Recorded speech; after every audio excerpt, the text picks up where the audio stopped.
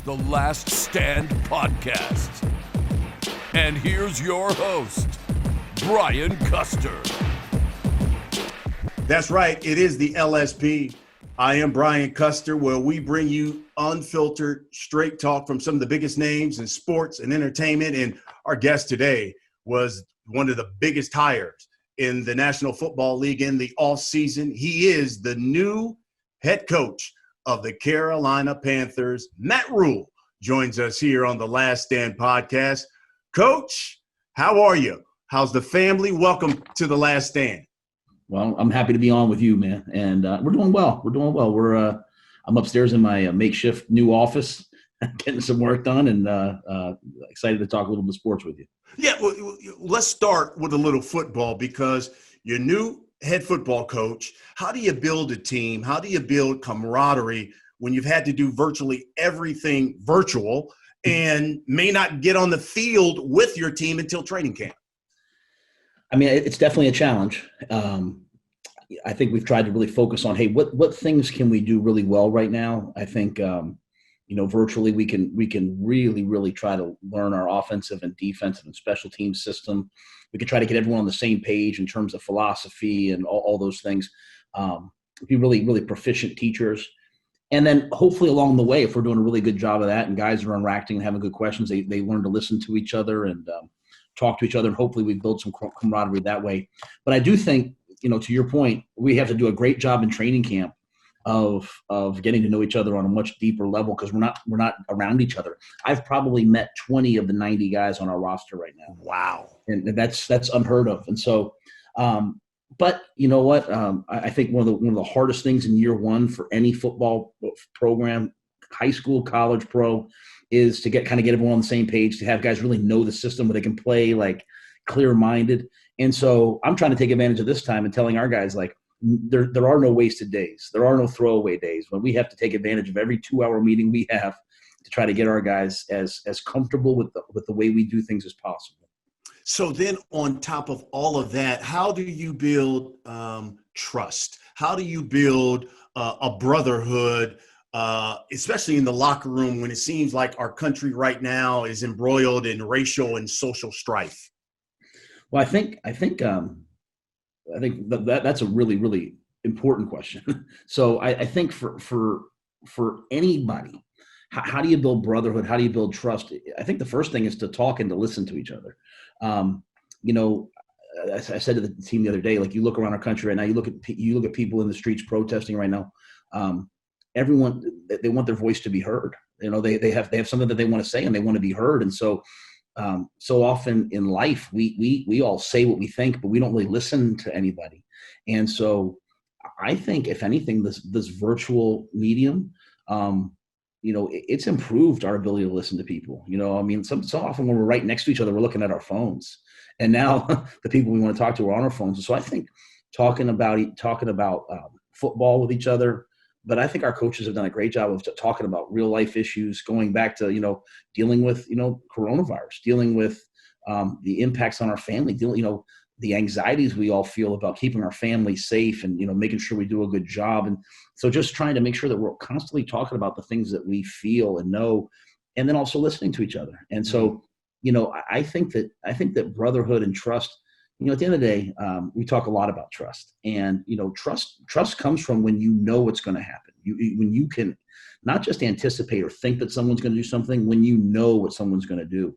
And that comes with time, but that also comes with relationships, and relationships start with listening to each other. So whether it's the terrible situations that have happened, I say last week, but it's been happening for a long time, whether it's the death in Minnesota, whether it's dealing with coronavirus, whatever it is, listening to each other, I think, is such a vital thing, that if we can do it now, how much greater will we do it when we're all together? How much greater will we do it when we can go sit there and, share a meal together? So trying to build that now, so that when we get together, it's just that much more natural, I think is the only thing we can do right now. Do you think even in the NFL that now, whether it's players, coaches, have a better understanding of what Colin Kaepernick was trying to do, because it was so radioactive when he first did it? And now it's almost, you hear people saying, well, maybe I have a better understanding. Do you think coaches, players now have a better understanding of what Colin Kaepernick was trying to do? Well, I can't speak for other people. I can say that I do. It's like, I think you're encouraged when you see so many people now being willing to say things that they wouldn't have said 4 years ago. You read social media and you see white people, black people, Hispanic people, all sort of saying, hey, you know what, this matters. We need to talk about this. This is important. I was listening to Derwin Gray, he gave a sermon yesterday. I was listening to it this morning. And, I just think there's so many divisive topics that if we all just listened to each other a little bit more and didn't immediately start to feel attacked, but just listened and heard from each other, we would make so much more progress as people, me as a man, as a nation.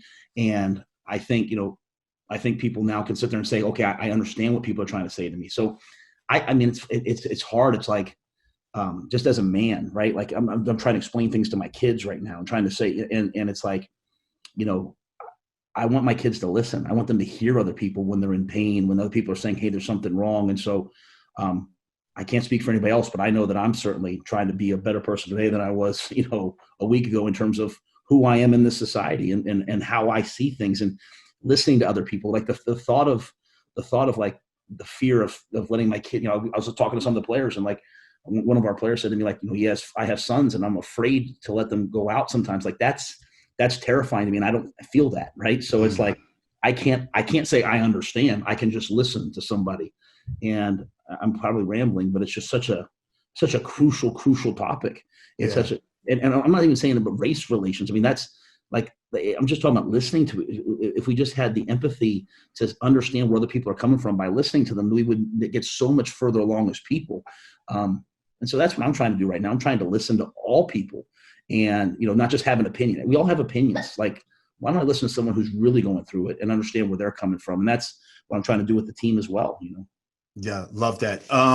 So when you finally get this team together, what will be the message that you're going to tell them about the type of team you expect to see every Sunday on the field? Yeah, I mean, that's what I said day one to them. I mean, that's what I believe in. I want a tough, hardworking, competitive team, and and that sounds okay, but those are all things that you can control. Like you can't control injuries. You can't even really necessarily completely control your roster year by year. Guys get older, guys get hurt, guys come, guys go, but you can have a brand. You can have an ethos that permeates the building, and that's what I want to be. Whether we're throwing the ball or running it, whether we're blitzing or playing man-to-man coverage, like I want to be a team that's tough, that's hardworking, that's competitive. Because I think at the end of the day, people pay to come watch us play. You know what I'm saying? People pay their hard-earned money to come watch us play. They pay their hard-earned money to watch us on TV. They deserve to see a team that embodies those things. And if that's your basis, then, as a coach, it starts with me. Like, I have to be a tough coach. I have to be someone that gets the job done, even when it's hard, even when the circumstances are hard. Like, I can't sit here and complain right now about being virtual. I just got to figure it out, man. And then I have to be hardworking, and then I have to be competitive. I have to try to win everything. So if that starts with me, if I find players like that and coaches like that, then you always have a chance to be good. Wherever you've been, your track record of success has really been the same. First year, you take over a program that had been struggling. You maybe have a win or two, but the second year, boom, you're right there at 500. Third year, always double-digit wins. It was the case at Temple, where you put up a couple of double-digit wins before you left. The case at Baylor. Do you see the same thing happening there in Carolina? Well, I sure hope we don't just win one game. But I think the biggest thing is, those were really difficult situations, and I think, we were willing to do the hard thing. We didn't go for like quick success that wouldn't be built. And basically what that meant was we played the young guys, right? We had a young team and we let them grow up and let them learn football as we went. And so I think, we're walking in a situation here where a lot of guys that were on the roster have since, along with there's a kind of a youth movement that we had. We drafted all on defense. We signed some young guys. And so I'm excited about our team, but we do have a young football team. We have a young quarterback. We have young players. And so I want us to have a great team this year, but I most importantly, I always want us to be getting better year after year after year. So I think we addressed some things in the offseason in terms of free agency and the draft. to really put ourselves in a good position. And then I want to see us be a team that's better at the end of the year than we were at the beginning of the year, and certainly better year after year after year until we can finally, hoist a Super Bowl trophy someday. Which rebuild do you think better prepared you for this job with the Panthers? Was it what you had to go through and build up in Temple, or the one in Baylor?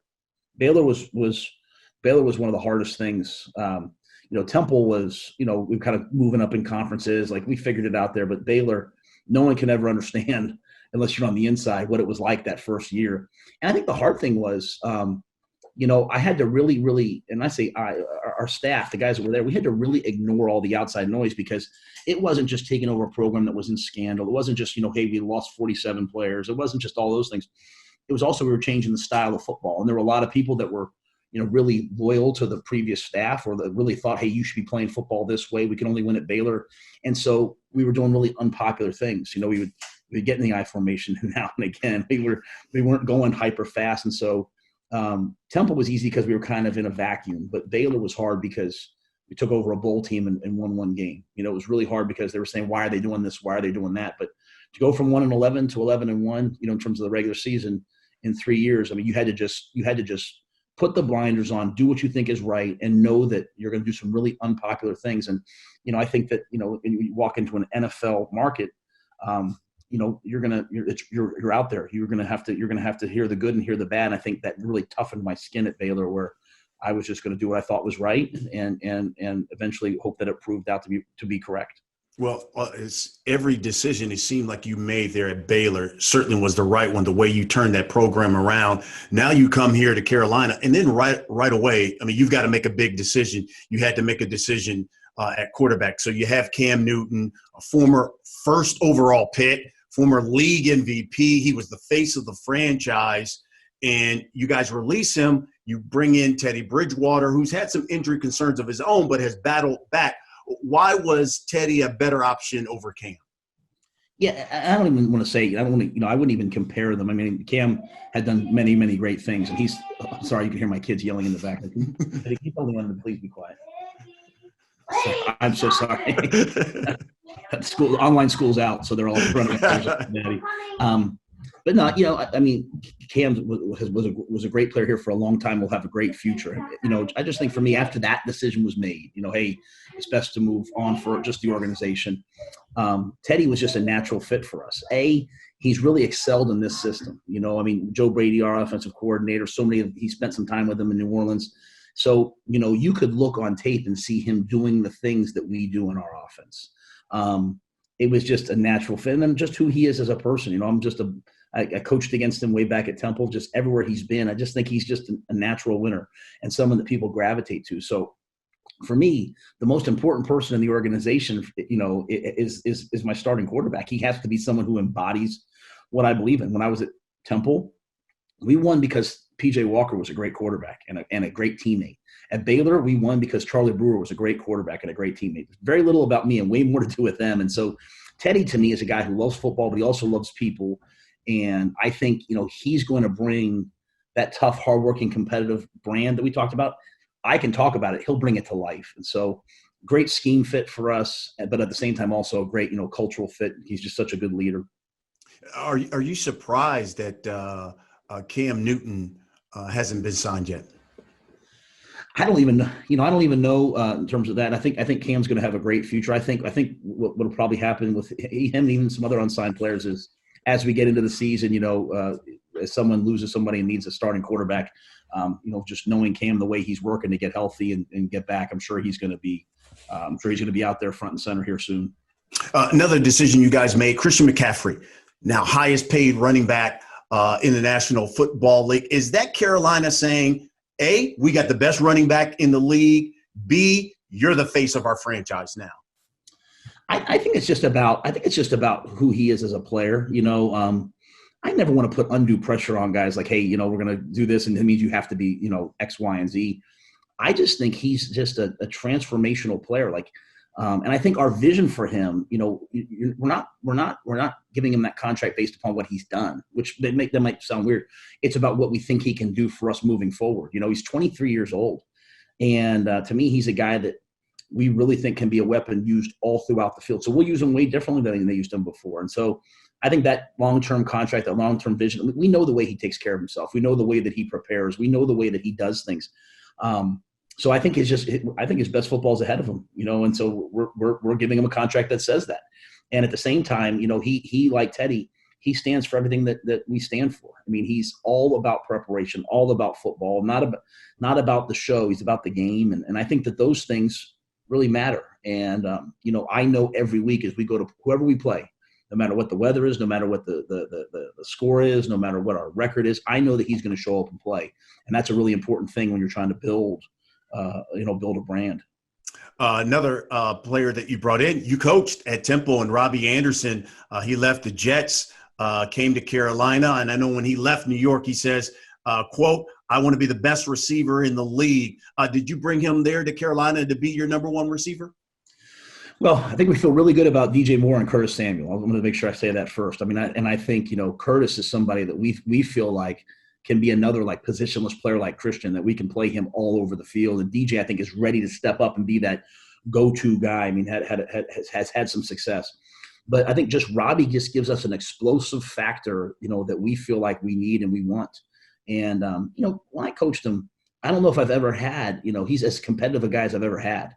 And, I challenged him the other day. I said, I want you to like lead the NFL in block kicks. I don't want you just to come here and just be a receiver. I want you to do everything. And so he's so competitive. I think he'll take those things and run with them. So yes, I think he's definitely a number one receiver. He's a premier guy. He just hasn't hit some of those numbers yet that, in terms of production that I hope he can do with us. But I think what we've done is we've put together this receiver core that, you can't just take away one guy. Between Curtis and DJ and Robbie, and we were really excited to sign Seth Roberts, a guy that, just really fits the things that we're going to do. Keith Kirkwood's a guy who can play a lot. So we wanted to build a receiver core where we could be explosive, and can't just take away one guy, and Robbie was central to that.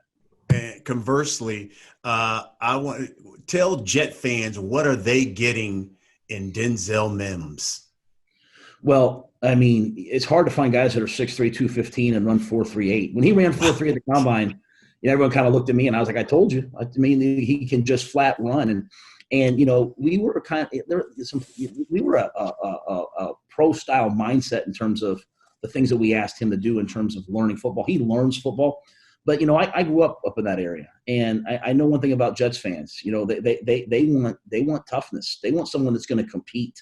They want grinders and workers, and that's what Denzel is. I mean, he's going to show up, and he's not going to be some guy that just all about the headlines and whatever. He's a worker. I mean, I would get after him and he would get after me. Like he's just a great, great person. So I think the Jets got somebody that's really, really talented. His best football is ahead of him.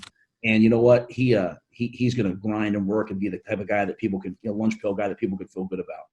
Coach, we always like our listeners and people who watch to take part in the show. So we got a couple of questions for you. Before I get to those, though, I want to let the people know about our podcast partner. It's the All Natural B1 patch. And I'll tell you, I got to talk about it because I'm a client as well. I wear it, in fact, all the time. Got it on right now. All you got to do, peel and stick, put it right on, and just minutes later, you'll feel the thiamine, the B1 in your body. It's going to help you with focus, boost your immune system. And if you work out like myself a lot, it's going to help with the recovery and get through those workouts. All you got to do is go to buyb1.com. And if you use the promo code BC3, you get a discount on your order. So go to buyb1.com, use the promo code BC3 to get you the B1 patch. Wear what the pros wear, the all-natural B1 patch. Here with the head coach of the Carolina Panthers, Matt Rhule. And so we got some listener questions for you, Coach. Let's get right to them. Let's see. Malcolm from Twitter. He says, what was the reasoning in taking all defensive players in the draft? Well, we lost a lot of guys on defense at the end of last year. And so that was, that whether it was Luke Kuechly retiring or some guys that left in free agency. And then as we got through, pro free agency on our end, we put a couple pieces in there, but we knew we really addressed the offense. We got, Russell Okung in a trade who's, a premier left tackle. We signed Robbie. We really addressed the offense. So for us, we knew that we were going to have to address the defense in the draft. And we didn't plan on it being 100% defense. The offense, they were sitting there kind of waiting for a pick as well. But some of the guys we targeted on offense went right before, a couple picks or, even half a round before we got there. And we just didn't want to reach on anybody that we weren't really sure about as a fit.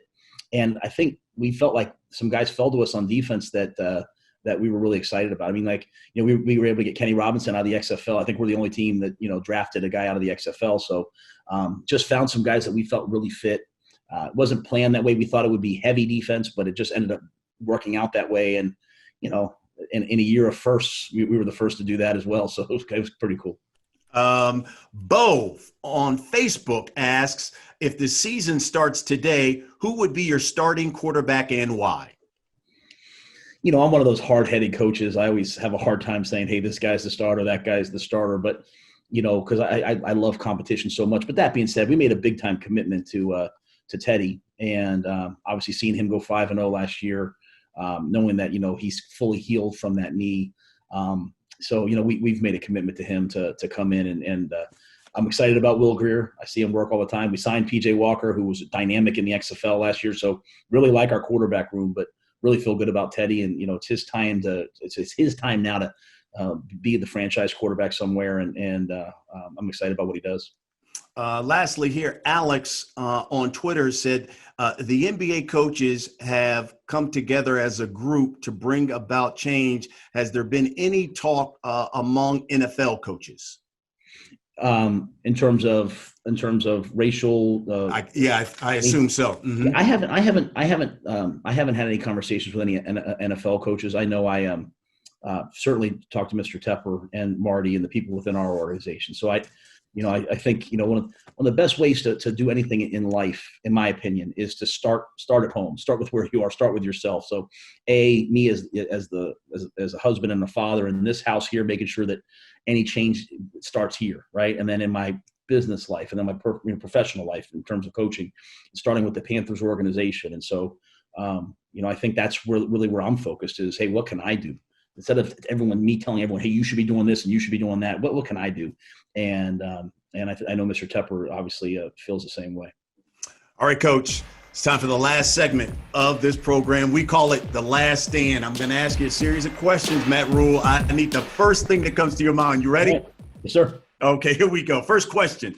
Who, in your opinion, is the team to beat in your division, the NFC South? Is it Drew Brees and the Saints, or is it now Tom Brady and the Buccaneers? Oh, I think it would be the Saints. I think they're all going to be great teams. There'll be a tremendous challenge this year. But I think at the end of the day, when you've won 3 straight NFC South championships, you have to be considered the leader. Best player or coach off-season acquisition that you've made thus far with the Carolina Panthers? I'd say Teddy Bridgewater. I think, like I said, the quarterback's the most important person in the organization, and we think we found a special guy. This is really important here, Coach. Better barbecue there in Carolina or in Texas where you just left? Both. Get me on that one. Here's the good thing for you. No matter where you are, both of them love sweet tea. So you got that going for you. Okay. Which rebuild were you most proud of, Temple or at Baylor? Proud of them both, but I'd say Baylor just because of what we did off the field. I think that, Baylor's a spiritual place. It's supposed to be a place that represents Jesus and represents Christianity and the best of us. And when you have a sexual assault, something happening there, that's really hard. So to restore it in some small way, all of us to restore it to its mission and still win, that was very gratifying because of the off the field. Absolutely. Okay, so then we'll wrap it up with this. Had Charlie Brewer not gotten hurt, would Baylor have beaten Oklahoma in that Big 12 championship game that went into overtime? Well, Lincoln Riley's a great friend of mine and a great coach, and we've played 4 games against each other, and 3 of them we had the ball with a chance to win the game, and never were able to. So I can't say that, but I would have loved to have seen Charlie finish that game and really finish the bowl game. But I expect he's going to do great things this year. I'm excited for Charlie. There it is. Matt Rhule. He's the head coach of the Carolina Panthers. Coach, man, I always enjoy talking with. It's good to see you. And congratulations. It's well-deserved. You're now in the NFL. Thank you so much. Great to see you too. Absolutely. That's what we do here at the Last Stand podcast. We bring you the biggest names in sports. Matt Rhule of the Carolina Panthers. Folks, thanks for listening and for watching. We'll see you next week. The all-natural B1 patch from USA Natural may be just what you're looking for. Professional athletes use it, and you can too. Hey, what do we got here? B1. That's what got us through the second half. That's the energy that gave us the second half right there. I think I'm gonna need one of those. Can I go in? All right, congratulations, great job. Thank you. Visit buyb1.com and enter the code BC3 for a discount on every order. Wear what the pros wear. The all-natural B1 patch.